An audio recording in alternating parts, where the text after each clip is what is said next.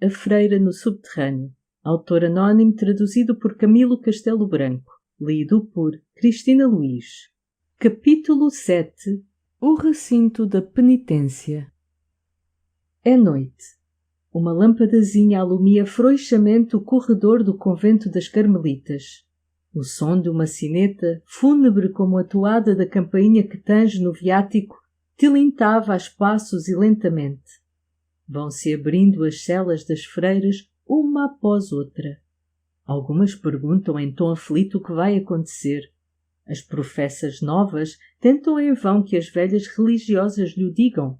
Grande número delas caminha ao longo do dormitório, com aspecto de medo. As duas noviças, Santa Ângela e Cinco Chagas, vão pressurosas, procurando Bárbara, que as espera transida do espanto causado por umas palavras ouvidas na véspera. Não pode recusar-se àquela reunião, mas segue-a com visível repugnância. E a sineta vai tangendo sempre, uma a uma, seguindo aquela melodia da noite e da angústia, semelhante ao Ângelus pelo som argentino e ao dobre afinados pelo lúgubre das notas, as freiras descem as escaleiras de granito. Reina ainda a escuridão quase absoluta.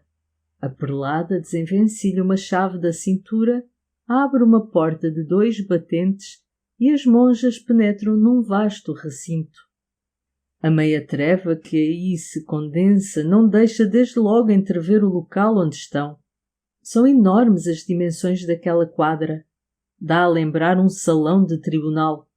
Ao ver a variedade de esquisitos objetos que aí se amontoam, lembra-se que aquele será um dos horrendos subterrâneos que a Inquisição decorava de instrumentos de tortura, com a diferença que a Inquisição agarrava da vítima para acorrentá-la ao potro e ali, fenómeno incompreensível, a vítima suplicava aos algozes que a iniciassem nos mistérios da flagelação.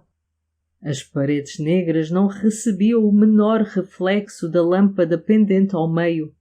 Só de longe a longe uma faísca argentina reverberava em malhas de ferro de uma camisa semelhante à cota dos cavaleiros, ou as puas das sandálias de ferro tremeluziam cintilações.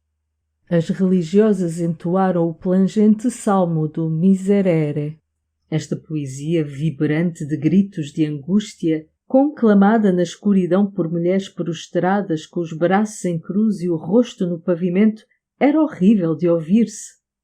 A intervalos, a voz da prelada sobrelevava a das freiras.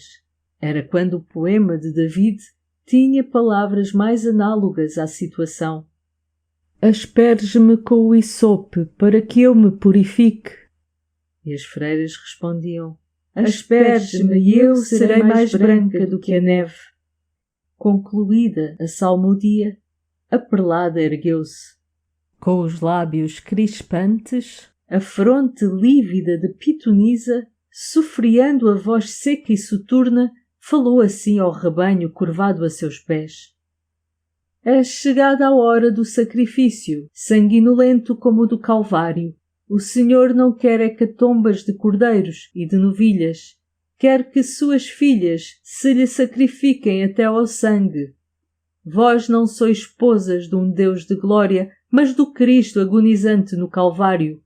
À luz celestial, radiada de vossas chagas voluntárias, é que sereis reconhecidas no dia final. Concentrai toda a vossa fé, espertai toda a vossa coragem, meditai na constância das mártires belas, novas e delicadas como vós. Quem não quer aguentar sua cruz é indigna de mim, diz o Senhor. Ó virgens, salpicai de sangue vossas palmas e arneses, invocai o martírio como um favor, implorai força para sofrer dores excruciantes, a fim de vos tornardes mais dignas dos amplexos do esposo. De sobre as ruínas do corpo é que a alma se levanta esplendorosa. Odiai a carne para adquirir imortal recompensa. A sexta-feira é o aniversário da morte de Jesus. Morrei também, ou ao menos roçai nos lábios o cálice da amargura. Estendei as mãos aos escravos, as páduas à cruz, deixai escorrer sangue por pés e braços. E, santamente cruéis convosco, alentai-vos, fortalecei-vos para uma nobre porfia. Quem me dera ver-vos a disputar as lancinantes dores do Deus do Gólgota e com as mãos abertas para mim a implorá-las. Ó vós que conheceis as amargas delícias da mortificação, vós que conheceis a paga que Deus vos dá e cujos delíquios vos igualam às santas, vinde exclamar com Santa Teresa: sofrer ou morrer? Vinde repetir como São João da Cruz: eu fui recaldeado no amor como em frágua. Vinde, ardei, sofrei, morrei, se queres ganhar o direito de reviver. A prelada fez uma breve pausa. As freiras ergueram-se vagarosamente. Algumas acocoradas ficaram com as mãos cruzadas sobre o peito, outras, pendendo a fronte, punham as mãos suplicantes, e as mais ardentes tiravam os braços para a prioresa. Bárbara escutou aquilo tudo estupefacta. Cinco Chagas sorria em êxtases, e Santa Ângela tremia de impaciência, estendendo as alvas mãos para a prelada, que prosseguiu: meditai nas agonias do Cristo no Jardim das Oliveiras. Ele, em resgate do mundo, oferecia-se como vítima, e contudo, tamanho é para a humanidade o preconceito da dor física que bradou: meu Pai, afasta de mim este cálice. E ferindo-se no peito recebia a paixão inexorável como um decreto da justiça divina. Não calculeis sobre a vossa fragilidade. Eu sou forte naquele que me fortalece, diz São Paulo. Cada uma de vós pecou, fira-se cada uma no próprio seio. As que se persuadem possuir ainda a inocência batismal, espiem os crimes do mundo que se condena a esta hora em que nós sofremos. Mea culpa, mea culpa. E então uma religiosa saltou para o meio da sala, pegou da pedra suspensa na correia de coiro e deu com ela tão fortemente no peito que soluçou um rouco gemido. Mas deste grito de dor, longe de aterrar a companheira, pareceu reanimá-la de tão viva inveja que caiu por terra, extenuada de sofrimento, espumando o sangue. E para logo irromperam todas num brado de mea culpa, homicida. Porém, a voz da prelada dominou os gemidos das pacientes, clamando assim: quem dirá as agonias do Salvador na noite antecedente à sua morte? Vede-lo errante de tribunal para tribunal? Aqui, vestido com túnica de histrião, ali, esbofeteado por um soldado, por toda a parte, ludíbrio de apupos, de escárnios e desprezos. Ei-lo chega à casa de Pilato, do covarde que o acha inocente, e sacrifica-o, não ao honrar do povo, mas ao medo dos romanos de quem depende. Este homem está inocente, diz ele, e contudo consente que o flagelem. Vede-o, arrastado pela soldadesca, chusma de algozes ali feitos de improviso. Vede-o sem defesa e silencioso, enquanto as vestes lhe são esfarpadas por miseráveis que o maniatam à coluna dos açotes. Ei-lo, o homem das dores, que sinistros vergões culpem os látigos naquelas carnes virginais. Quem contou o número de açoites que verberaram o Filho de Deus? Àquele espetáculo os anjos cobrem o rosto, e a terra sorve convulsa o sangue inocente do Cordeiro Imaculado. Eis aqui o vosso pretório. Minhas filhas, a coluna está erguida, o suplício espera-vos. Quem ama bastante o Salvador para aquinhoar com ele o mais sensível dos seus tormentos? Quem vem maniatar-se ao poste? Quem quer ser flagelada por amor a Jesus?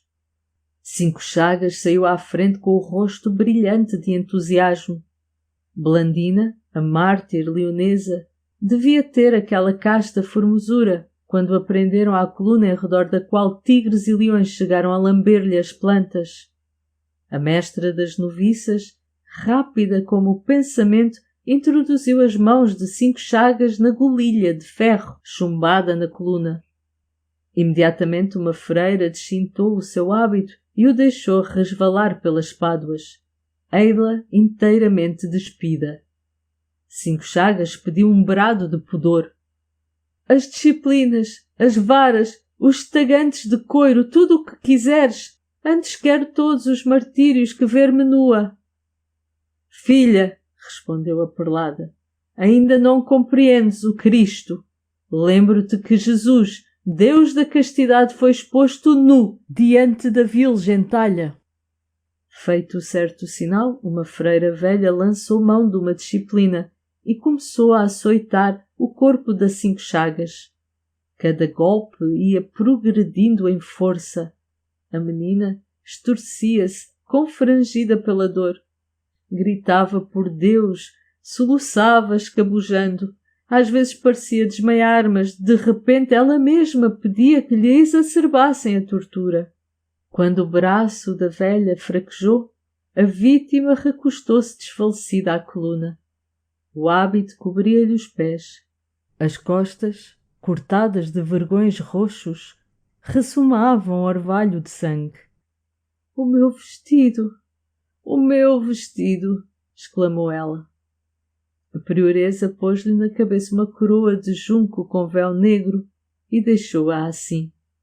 5 chagas chorava sufocada. A dor da freira não impressionava as monjas que já haviam passado por semelhantes provações. Ao avesso da mínima piedade, era horrível vê-las a despirem-se e a proverem-se de disciplinas que tinham nas extremidades balas de chumbo. Algumas acolchetavam no alto dos braços nus braceletes de lhama de ferro, com umas puas por dentro que entravam pelas carnes. Outras cingiam à cintura um cinto da mesma natureza, da largura de uma mão, e deste modo estavam imóveis, orando. Santa Ângela, vendo que uma das suas companheiras calçava umas sandálias de ferro, tirou umas da parede, calçou-as e ligou as pernas com as correias. Ao levantar-se, esteve para cair. As solas dos pés sangravam-lhe feridas nos cravos de que as sandálias estavam iriçadas. A voz da perlada sobrelevou às surdas lástimas arrancadas pelo sofrimento da seguinte forma: humilhai-vos, sede, como diz Isaías, não entes humanos, mas vermes. Tomai sobre os ombros flagelados a cruz do Salvador dos homens, e como ele caí sobre o peso esmagador. Que os vossos débeis braços se cansem a sustentar o instrumento das torturas. Não importa, ide até ao fim da vossa paixão. Exaltem-vos as próprias dores, lágrimas e sangue, tudo vos será contado.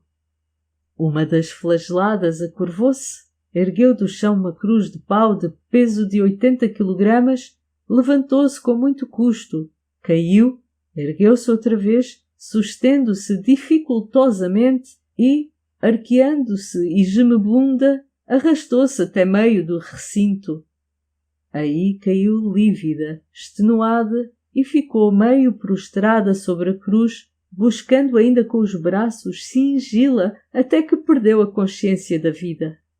Assim como os fanáticos indianos e os Aissaiuas se excitam mutuamente com o espetáculo de seus sofrimentos e a porfiam no requinte da crueza, por igual teor as religiosas encerradas na casa penitenciária embriagavam-se contagiosamente no padecer. As novas chamavam a si as velhas, investidas no cargo de atormentar, e pediam açoites, disciplinas, coroas de espinhos, espartilhos de ferro. Possessas daquele delírio, soluçavam ao mesmo tempo que a salmodia do Miserere cobria com a toada os clamores das penitenciadas. Era uma vertigem, a demência sem nome, a histeria sanguinária. Aqueles corpos tenros, alvos e flácidos, atiravam-se ao martírio mais sedento do que o fazem as amantes aos braços que as acariciam. Afinal, distinguia-se claramente o conjunto desta cena.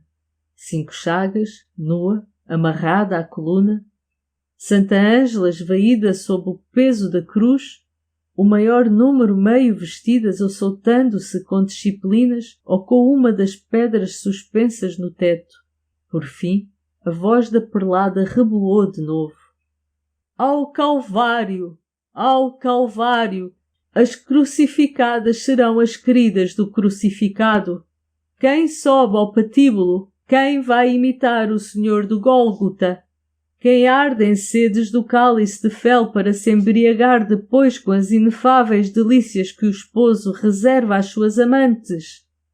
Ao Calvário! Santa Ângela levantou-se como galvanizada sobre os pés esgarçados pelos picos das sandálias e avançou cambaleando até ao ângulo mais escuro da sala.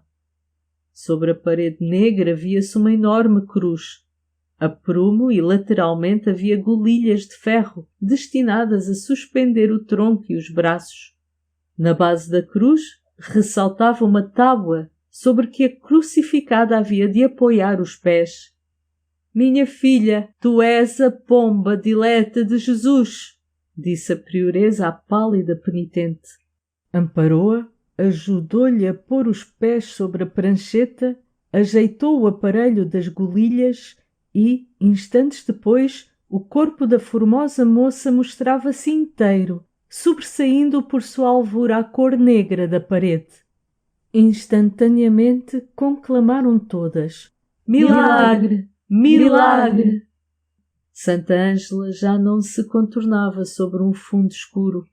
Um foco, suavemente luminoso, a aureolava de uns alvores matutinos, mosqueados de raios de cor-de-rosa, resplendor maravilhoso como o do dilúculo, só definível com as palavras escritas nas vidas dos santos, sempre que aí se referem êxtases de bem-aventurados, delíquios e arrebatamentos para além-mundo. Vistes as telas de Murillo e a noite de Correggio? Compreendereis o efeito produzido por aquela claridade mágica e súbita. O corpo nu da juvenil religiosa parecia cercado de nimbo celestial. Com a fronte um pouco pendida e os joelhos tanto ou quanto curvos, Santa Ângela ficou imóvel. Nada mais para assombro e dor que o espetáculo daquela mulher crucificada. O entusiasmo das monjas redobrou à vista do prodígio. Era então o pedirem todas a cruz, todas a implorarem torturas para participarem da glória de Santa Ângela, porque santamente a invejavam. Que doloroso lance de olhos lhe fixava as 5 chagas! A prelada andava por entre os grupos, acirrando o zelo das frouxas e alentando o fervor das zelosas. A loucura da cruz alucinava todas vertiginosamente, excetuada uma. A prioresa distinguiu-a e, dirigindo-lhe a palavra, perguntou: E tu, Bárbara, não farás nada por Deus? Por Deus dei eu a minha vida à clausura. Não humilharás teu orgulho imitando tuas irmãs? Receio desonestar a minha castidade, respondeu Bárbara. Fizeste voto de penitência, contrariou a prelada. A vida aqui é já de si longa penitência, nossa madre. Iludi-me contigo, tive-te em conta de vaso de eleição, julguei-te vencida por Cristo, crucificada por amor dele, e digna dos seus celestiais abraços. Quero sair daqui, disse Bárbara com uma voz soturna. Enoja-me a vista do sangue, desmaio com este enjoativo cheiro. Conserva-te para que o exemplo te anime. Eu desprezaria a dor se não houvesse nela a impureza. A nudez de minhas irmãs faz-me sofrer. Só Deus as vê, murmurou a prelada. Neste momento, Bárbara inteiriçou os braços tão rigidamente como se fossem de pedra e apontou para a parede que defrontava com a crucificada. Um postiguinho se abrira naquele momento e Bárbara, apontando, exclamava: Ali! Ali! e caiu sem sentidos no sobrado.